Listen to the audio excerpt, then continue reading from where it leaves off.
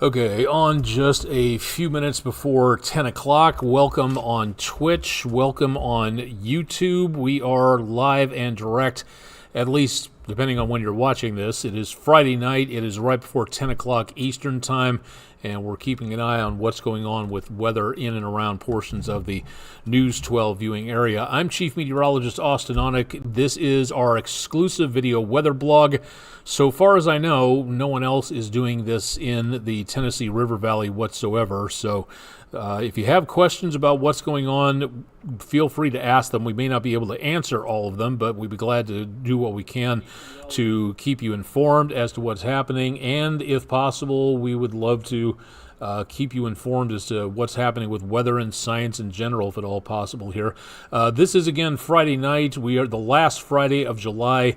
We'll continue to see hot and humid conditions into the next few days. The News 12 Magic 8 Ball is feeling the heat, and unfortunately, it looks like things are going to be continuing right smack on into August with some very hot conditions out there. So looks like we are live on YouTube and Twitch. We're doing okay. I'm running everything around here, so it takes a little bit to get things going and to make certain that I'm my own producer, director, etc. Starting off with our weather window on a Friday night, we've had, this is the third of 3 days that we've had a double rainbow shot over Lubbock, Texas. Thank you very much, News 12 viewer Cheyenne Griffith from the Lubbock, Texas area. A beautiful shot of the primary rainbow, the secondary rainbow here, a little bit of lightning, kind of bluish tint. Not sure if this is a sunrise or sunset, but it looks colored very close to the ground, so assuming this is a sunset shot. A lot of rain and thunderstorms out that direction over the last couple of weeks, so thank you very much, Cheyenne Griffith, for a beautiful picture from Lubbock, Texas. If you've got pictures to share from Lubbock, from the News 12 viewing area, from anywhere around here, go ahead and send them in to us at pictures@wdef.com. You can go to our website, wdef.com/photos. You can go to our social media pages for more. Please leave us a description and a location if you're able to do so. That saves us from having to guess too much on what is going on. So again, please make certain that you are doing that for us, and we'll be glad to show your picture out there. Tons of great pictures, and we're getting through them as fast as we can. We try to do about one per day during the week, and again, thanks to everybody for helping out on all of that. What we have for tonight, let's go to our analysis mode on Barron and take a look and see what is happening.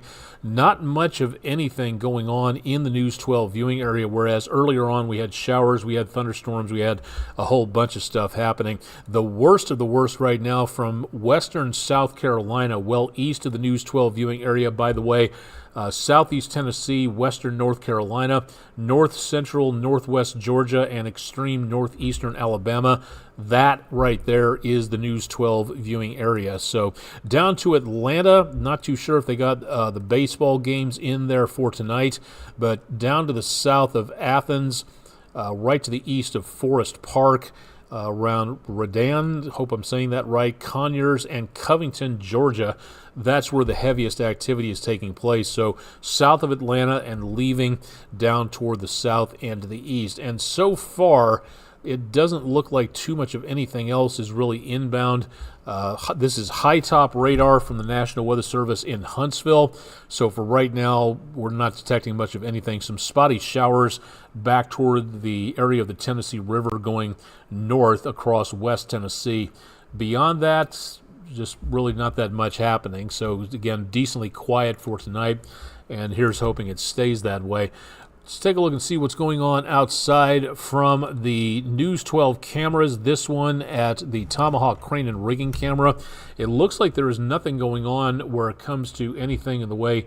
It looks like construction for Friday night has ended, and nothing showing up in the way of big backups here. Matter of fact, pretty much everything around I-75, I-59, I-40, and all the way over. The only slowdown we've got is west of Jasper, Tennessee, along 24, and on the southbound area just to the northwest of Kimball. There's a bit of red showing up there. Not seeing a reason why, nor do we have any cameras in the area, so we can't really show you. This particular view, you're looking at the Tomahawk crane and rigging camera, 75 from just north of Georgia, splitting off to go 75 north to Knoxville, or joining up with 24 west to go toward downtown and across the ridge. Looks like we're having some streaming difficulties on Twitch. Not too sure what is going on there. Looks like maybe our computer is having a bit of a hiccup. May have to reboot this, unfortunately. So everybody on YouTube, just stay tuned for a second. Need to know what's going on here. And unfortunately, it looks like we may have crashed. I really hope this is not what's happening, but it looks like that's pretty much the case. Okay, so having a difficulty getting things going here. This is what happens when you are your own producer, director, and everything else. We are right in the middle of weather overtime for Friday night.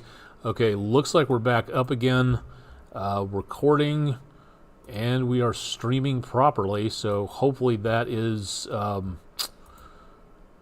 okay, we're back up from what it looks like for right now, but apologies to everybody on Twitch and YouTube. Pardon me for the blathering for a little bit, but want to make certain that we are back in line on there.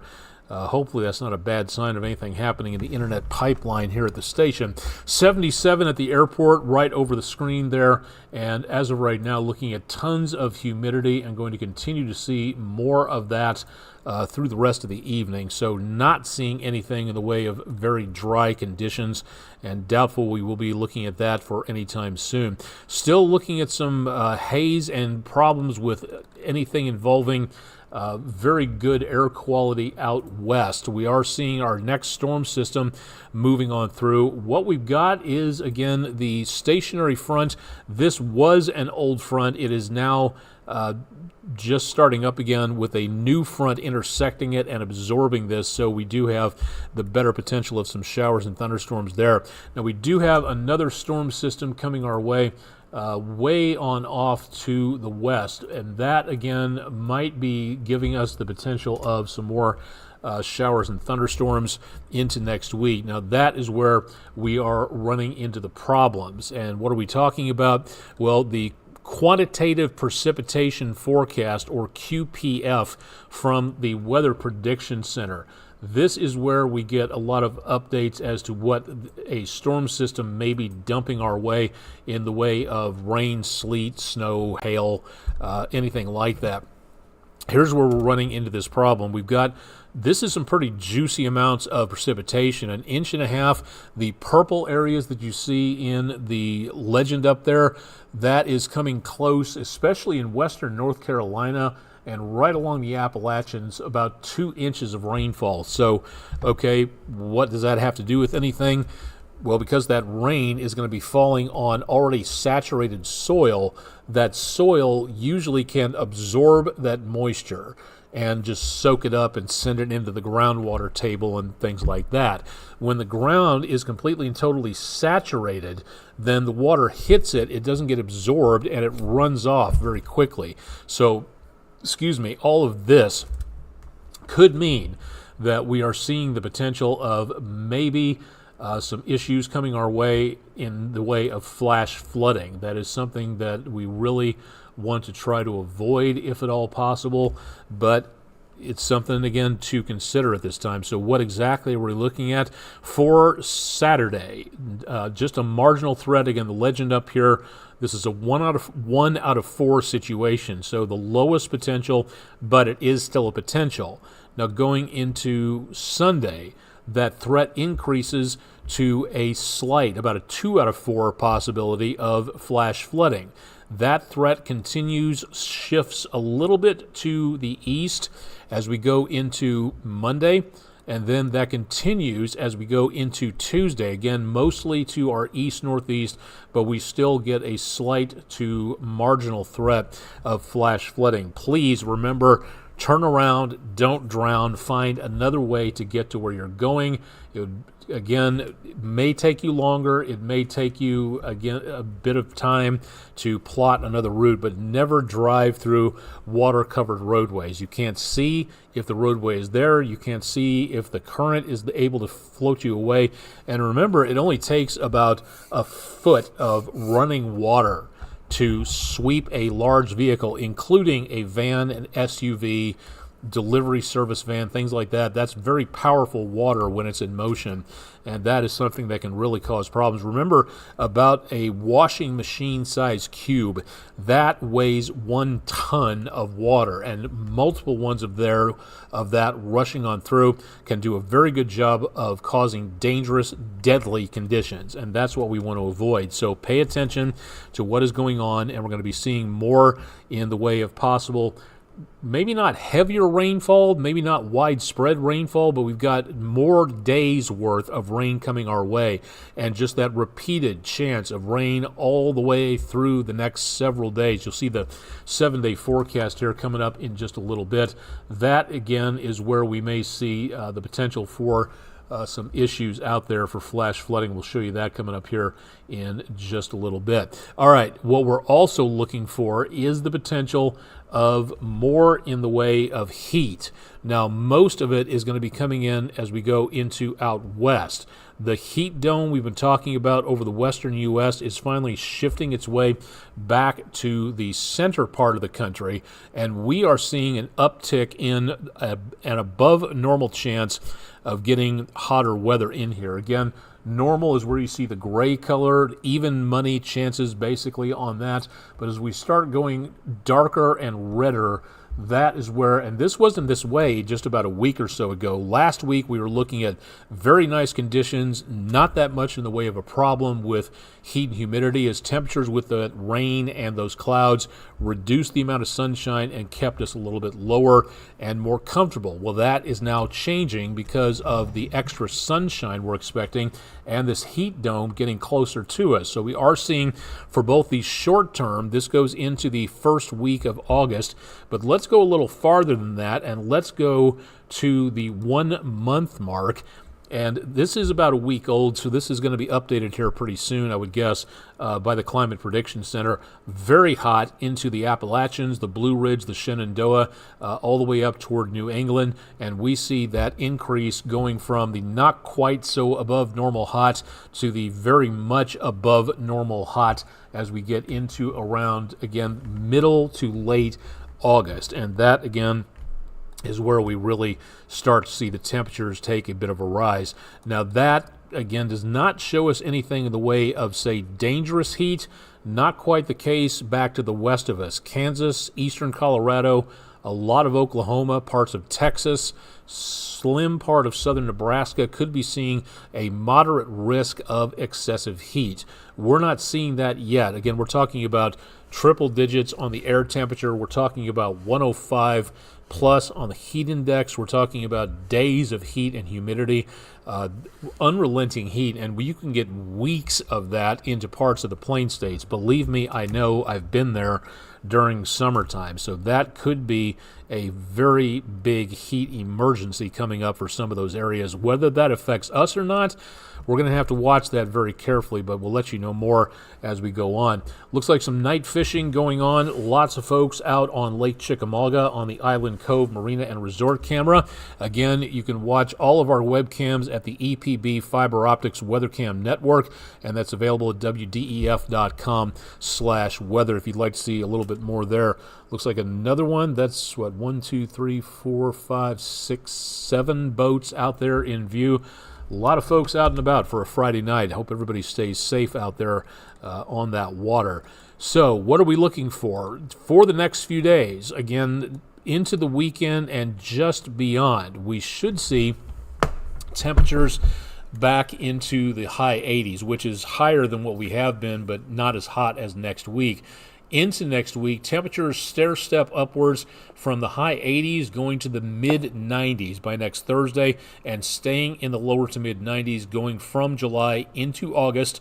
And we keep that chance of showers and thunderstorms over the next several days. Now, some of that may reduce a little bit with the chances of showers and thunderstorms, but we are still looking at a scattered chance, better than average chance of getting a shower or a thunderstorm in parts of the News 12 viewing area all the way through next week. That's going to dump humidity out there. That's going to cause fog in the morning, so keep that in mind. And then as we go into middle to end part of the next week, the first days of August are going to be feeling like it. It's going to have that edge of heat back. We're going to see very hot and sweaty conditions for being outdoors. So again, please keep an eye on what is going on when you're working or exercising outdoors, and let's all be careful out there, because this is going to be, it may not be a heat emergency, but it is going to be exceptionally hot. So let's make certain that we all pay attention to the conditions out there. All right, into the tropics, and a lot of news here, starting things off into the first portions of the report. First of all, we had Bud. It was a tropical storm. It then became a tropical depression, and now it's a whole lot of nothing. So Bud is a dud. There's nothing left on this one for now. Now, the earlier report had this next disturbance off of Central America becoming a little bit more active, about a 30% chance. I'm trying to keep the computer use down because we don't have any information on what they've said on this just yet, but that is something to watch there. Now, going a little farther afield and from one ocean to another, we do have a new system. It is just off the Sahel in West Africa, and it is moving to the west-northwest pretty steadily. By this time next week, it could be around Cuba, the Bahamas, the northern parts of the Caribbean, aiming for the Gulf. There are a couple of models which take this system and curve it up toward Florida. So that is where we could be looking at some problems. So that in and of itself might be a bit of an issue. So that is something to really watch if you're doing a beach vacation anytime soon. Yes, it's going to take a week just to go from here to here, but anywhere from there, Texas Gulf Coast, Louisiana, Florida, the Keys, East Coast of the United States. Now's the time to really start paying attention, because as we go from July into August, this is where, as they say in weather and tropical weather forecasting circles, the switch is about to be flipped. This is where the season usually takes off and really begins to cause a lot of concern and a lot of spoiled travel plans. So once again, watching this with a lot of interest. And also, again, with these systems, you start to see more of these coming in from off of West Africa. We are seeing less dust, a lot going north back to the east of Bermuda, around the Cape Verde Islands, the Canary Islands north of there. We still have a lot of dust crossing the ocean, but we're starting to see more gaps, and that is where we get more sunshine, and that is where these systems may begin to really snap to attention and take off. So this is the time frame, July into August, watching what goes on. We haven't even hit the middle part of the season yet. It is possible that we will get there. Let me show you this very good website to use, not that bombastic, very nice to know. Mike's weather page at spaghettimodels.com, and great source of ton of information on here regarding weather. I don't prefer websites that really get in your face shouting about things, and Mike's weather page does a very good, calm, straightforward job of letting you know what is happening. So something to take a look at there. This is what we are looking at. This is called the campfire graphic. This shows, again, this is a lot of what NOAA does, keeping an eye on what's going on with the weather, tracking tropical systems, forecasting information. This is something that really pays off with research and data collection and all sorts of things about science, to where we start to see right between July 1st and August 1st that uptick, and then August into September, that is where we really get into a bit of a problem, because that's the big ramp up to the peak, which happens around September the 10th. So we've got a long way to go before we get to the end of hurricane season. We're coming up on August the 1st. That's the 8th month out of the year. That's August, September, October, and November. So we still have 4 months to go when it comes to anything involving looking toward the end of a hurricane season. And remember, we've only got the A, B, and C storms out of the way. we've again got some situations to deal with here. All right, so for today, our friendinroofing.com weather poll. We usually try to throw in a quiz about science and about how cool the weather is, about environmentalism, about protecting the earth, all kinds of neat things to be able to ask on that. Today, we just decided to throw kind of a softball one out there and just ask, no wrong answers. What do you prefer? What's your favorite type of precipitation? We only could do 4 answers on here: rain, hail, snow, or sleet. Hail came in at the very lowest, 2% of any of our voters selected hail. The least, 24% said snow, 20% said rain. That was my choice. 54% said sleet. That, I think, that's kind of unique of an answer. Usually when I'm dealing with sleet, I'm either here or tucked away at home after a big shift with winter weather in that, and has ended up having a hot chocolate and watching winter weather go to town outside.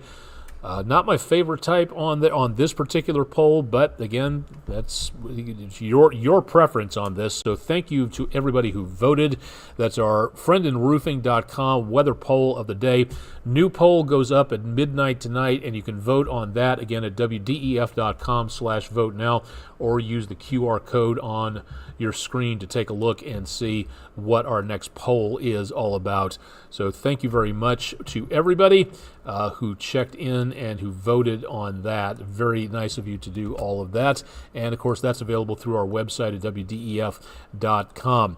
Next weekend, next Saturday, weather permitting, August the 3rd, again, weather dependent. Those are 2 very important words here.